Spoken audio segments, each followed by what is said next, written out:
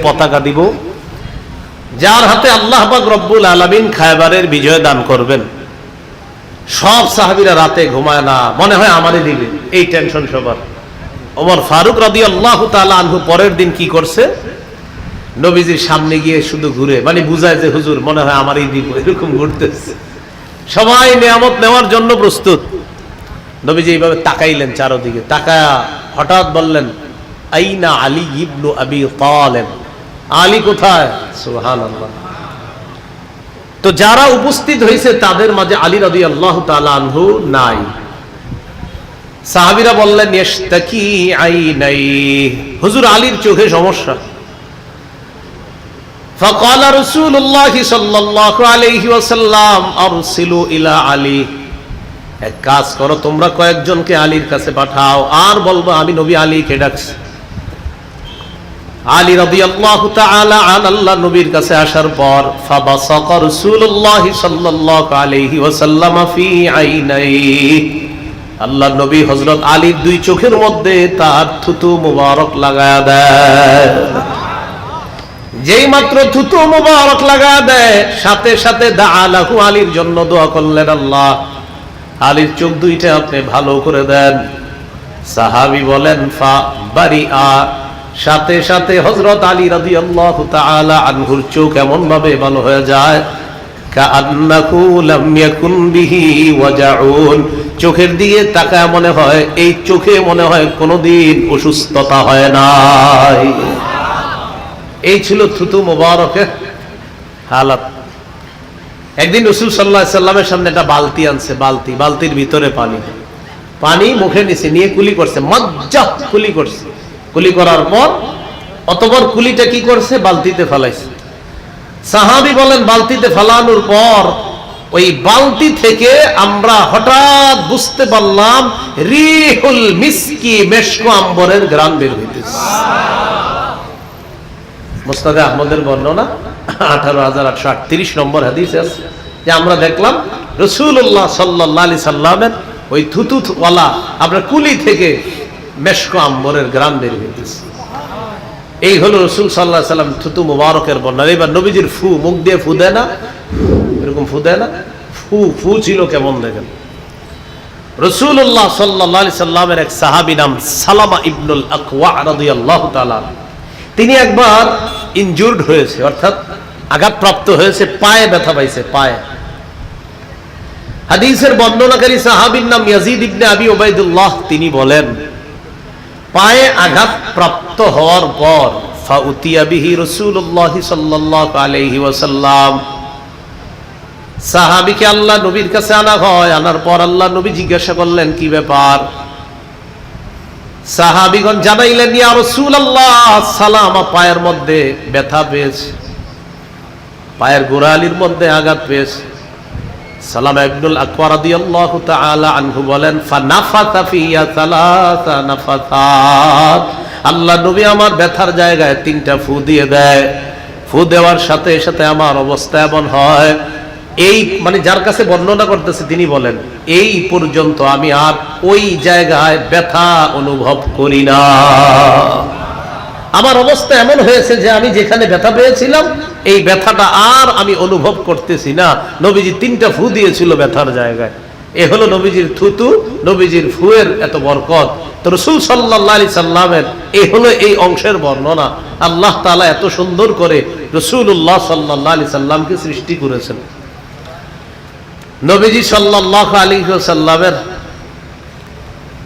এই যে কাদ মোবারকটা কেমন ছিল, কাদ মোবারক হাদিসের মধ্যে আছে, কান্নাহু জিদুদুমিয়াতিন ফি সাফাইল ফিদ্দা, রূপার একটা খোলা পাত্রের মধ্যে একটা মুতি রেখা দিলে যেমন সুন্দর দেখা যায়, ওই যে মণিমুক্তা মুতি এই জাতীয়, রূপার একটা খোলা পাত্রের মধ্যে একটা মুতি বসায় দিলে যেমন সুন্দর দেখা যায়, নবীর কাদ মোবারকটা যেন এমন সুন্দর করে সেখানে বসানো, এইভাবে মনে হয় কাদটা বসানো। এবার হলো কাদের এই জায়গায় ছিল একটা মোহরে নবুয়ত, এখানে একটা কি ছিল, মোহরে নবুয়ত, নবুয়তের মোহর। সাহাবী বলেন, রাআইতুল খাতাম ইনদা কাতিফিহি, আমি রাসূল সাল্লাল্লাহু আলাইহি সাল্লামের কাঁধের এইখানে মোহরে নবুয়তটা দেখেছি, মিস্তু বাইজাতিল হামামা, কবুতরের ডিমের মতো। কিসের মতো ভাই?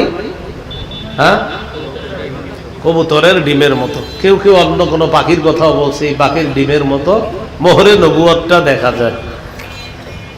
এরপর রাসূল সাল্লাল্লাহু আলাইহি সাল্লামের বুক মুবারক কেমন ছিল? কানা রাসূলুল্লাহ সাল্লাল্লাহু আলাইহি ওয়াসাল্লাম আরিদাস সাদরি, আল্লাহ নবীর বুক মুবারক ছিল প্রশস্ত, দেখলে মনে হতো মুজাহিদ পালোয়ান, প্রশস্ত বুকের অধিকারী।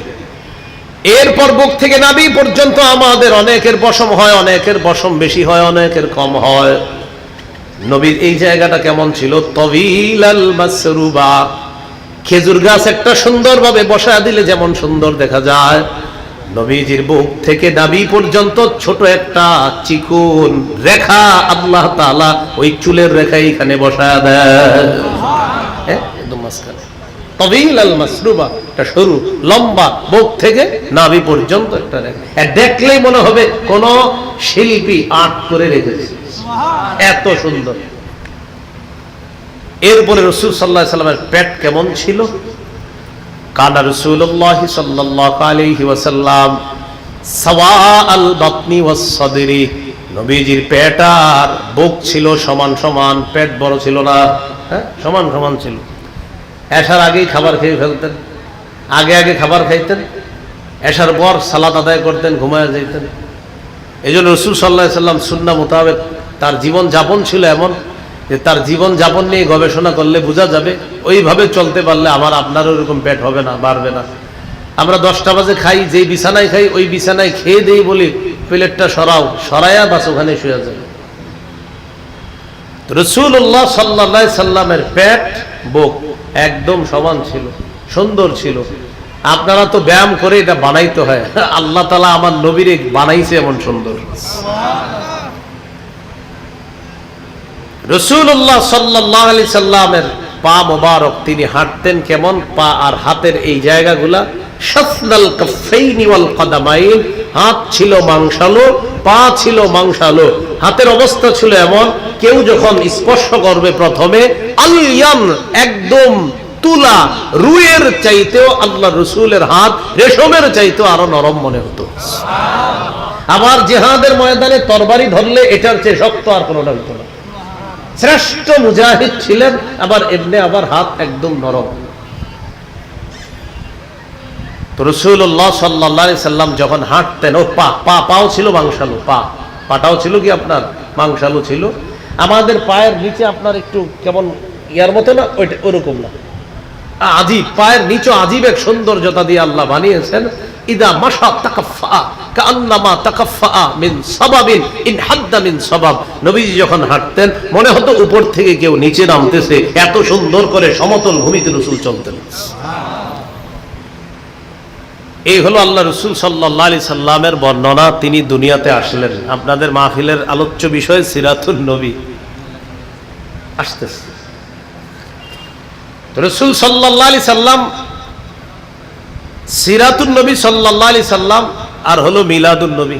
আমি সিরাতুন নবী আগে বললাম এই কারণে, জীবনীর মধ্যে জন্ম আছে, জন্মে জীবনী নাই। কি বললাম? জন্মের মধ্যে কারো জীবনী নাই, জীবনীতে জন্ম আছে। কি বলেন? অমকের জীবনীটা লেখো, তখনই তো জন্মটা লেখেন। অমকের জন্ম লেখো, তো শেষ জন্ম। আমরা অমক, তুমি তোমার আব্বার জীবনীটা লেখো, তারপর লিখি আমার আব্বা এতদিনে জন্মগ্রহণ করেছেন, এরপর অমুক কলেজে পড়েছেন, মাদ্রাসায় পড়েছেন, স্কুলে পড়েছেন, এভাবেই তো। তাহলে কি বললাম ভাই? জন্মে জীবনী নাই, জীবনীতে জন্ম আছে। জীবনীতে কি আছে? জন্ম আছে। জীবনীকে বলা হয় সিরাত, জন্মকে বলা হয় মিলাদ। বলেন তো জীবনীকে কি বলা হয় আর জন্মকে কি বলা হয়? কিন্তু এলাকাবাসী মিলাদ মানে অন্য কিছু বুঝে।